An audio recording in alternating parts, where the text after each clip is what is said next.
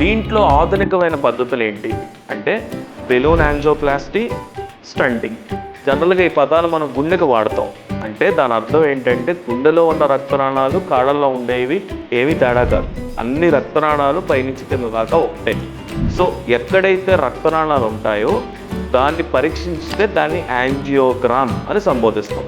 So angiogram చేస్తూ లోపల రక్తనాళాలు ఎక్కడెక్కడ మూసుకుపోతున్నాయో కాళ్ళ బొటన వేళ్ళ ద్వారా మా పరికరాలు పంపించి అక్కడ బెలూన్తో దాన్ని పెద్దది చేస్తే, అంటే మళ్ళీ రక్తనాళాలని మళ్ళీ దాని యథాస్థానానికి తీసుకొస్తే బెలూన్ ద్వారా దాన్నే యాంజియోప్లాస్టీ అని సంబోధిస్తాం.